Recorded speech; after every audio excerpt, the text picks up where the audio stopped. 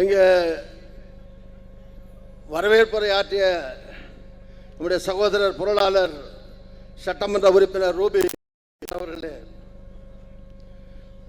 அன்பிற்குரிய செயலாளர்கள் சார்பிலே உரையாற்றிய சகோதரர் கிறிஸ்டோபர் அவர்களே, நண்பர் பீட்டர் அல்போன்ஸ் அவர்களே, சுதா எம்பிக்கள் சார்பிலே பேசிய சுதா அவர்களே, ஆல் இண்டியா ஜெனரல் செக்ரட்டரி சார்பில் பேசிய நண்பர் செல்லக்குமார் அவர்களே, எனக்கு முன்னாலே உரையாற்றிய சகோதரர் முன்னாள் தலைவர் அழகிரி அவர்களே, பின்னால் உரையாற்ற இருக்கிற அருமை அண்ணன் முன்னாள் தலைவர் கிருஷ்ணசாமி அவர்களே, அன்பிற்குரிய நண்பர் தங்கபால் அவர்களே, சிஎல்பி லீடர் ராஜேஷ்குமார் அவர்களே, தூரல் வர்ற மாதிரி இருக்கிறது, அதனால் வந்து பேச இருக்கிற நண்பர் சிதம்பரம் சகோதரர் அவர்களே, நன்றி கூட இருக்கிற மாவட்ட தலைவர் ராஜசேகரன் அவர்களே, மற்றும் மேடையில் இருக்கக்கூடிய அன்பார்ந்த சக தோழர்களே, வருகின்ற மாநில நிர்வாகிகளே, மாவட்ட தலைவர்களே, பல்வேறு பொறுப்பில் இருக்கிற சகோதர சகோதரிகளே, அனைவருக்கும் வணக்கம். முதலிலே பெருமளவிலே தமிழ்நாடு முழுதும் கன்னியாகுமரி தொடங்கி கிருஷ்ணகிரி வரை எல்லா மாவட்டங்களிலிருந்து வந்திருக்கிற உங்கள் எல்லோருக்கும் நாங்கள் எல்லாம் தமிழ்நாடு காங்கிரஸ் நன்றி சொல்ல கடமைப்பட்டிருக்கிறது. அதற்கு காரணம், கடந்த 60 ஆண்டு காலமாக தமிழ்நாட்டிலே காங்கிரஸ் ஆட்சியிலே இல்லை, எந்த இயக்கத்திலேயும் கூட்டணியிலேயும் இல்லை, ஆட்சியிலேயும் இல்லை, கூட்டணியிலேயும் இல்லை, கூட்டணி ஆட்சியிலேயும் இல்லை, கூட்டணியில் இருக்கிறோம், கூட்டணி ஆட்சியிலேயும் இல்லை, கூட்டணி ஆட்சியிலேயும் இல்லை, தனித்து ஆட்சியிலேயும் இல்லை. ஆனாலும் காங்கிரஸ் இந்தியாவில் இருக்கிற மாநிலங்களிலே தமிழ்நாட்டில் இருக்கிற காங்கிரஸ் வலுவான காங்கிரஸாக இருக்கிறது. இந்தியாவில் இருக்கிற பல்வேறு கட்சிகள் இருக்கலாம், ஆனாலும் பிஜேபி ஆட்சியிலே இருக்கலாம், ஆனாலும் இந்தியாவிலே எல்லா மாநிலங்களிலேயும் இருக்கக்கூடிய பெரிய கட்சி என்பது இன்றைக்கு காங்கிரஸ் கட்சி தான். இந்தியா முழுவதும் பெரிய கட்சியாகும்.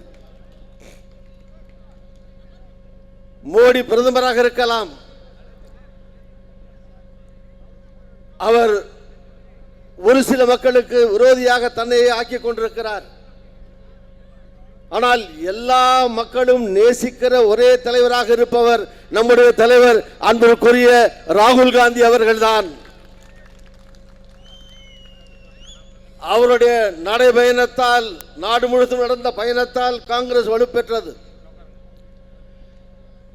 இன்றைக்கு சாதிவாரி கணக்கெடுப்பு வந்திருக்கிறது என்று சொன்னால் அந்த வெற்றியின் நாயகன் நம்முடைய எதிர்க்கட்சி தலைவர் அன்பிற்குரிய தலைவர் ராகுல் காந்தி அவர்கள் நாடாளுமன்றத்திலேயும் வெளியேயும் ஆற்றிய உரையால் தான் இன்றைக்கு அது சட்டமாகி இருக்கிறது.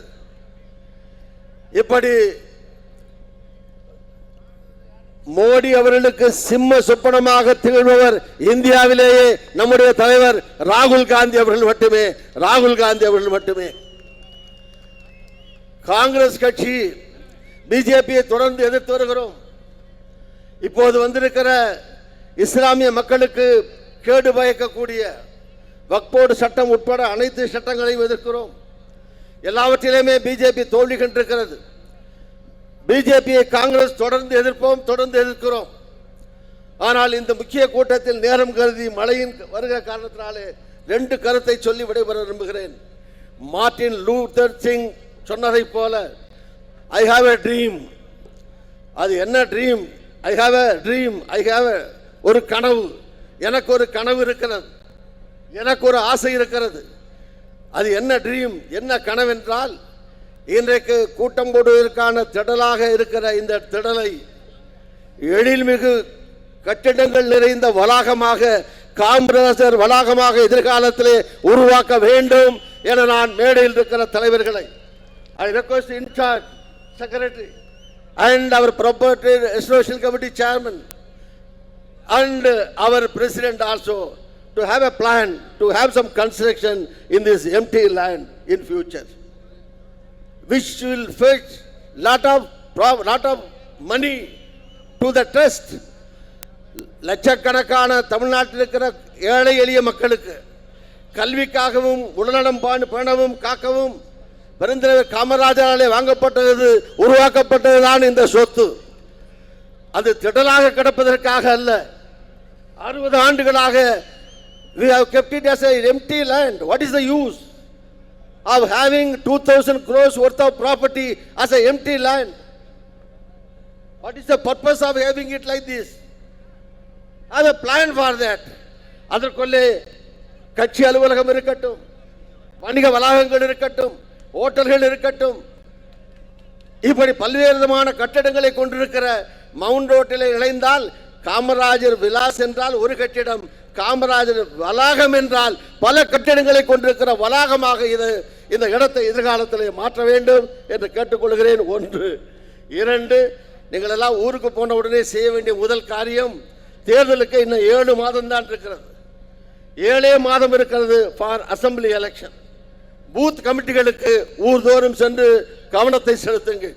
முதலில் சட்டமன்றத்தில் திமுக காங்கிரஸ் கூட்டணி வெற்றி பெற வேண்டும், ஸ்டாலின் மீண்டும் முதலமைச்சராக வர வேண்டும். அப்படி வந்தால் நாடாளுமன்றத்தில் 40 நாம் அடுத்தும் வெற்றி பெறுவோம். அதன் மூலம் ராகுல் காந்தி இந்த நாட்டினுடைய பிரதமராக எதிர்காலத்தில் தன்னாலேயே வருவார். அதற்கு வேண்டியது பூத் கமிட்டிகள், அதை போய் ஆரம்பியுங்கள் என்று கேட்டு அனைவருக்கும் நன்றி கூறி நேரம் கருதி விடைபெறுகிறேன். நன்றி, வணக்கம்.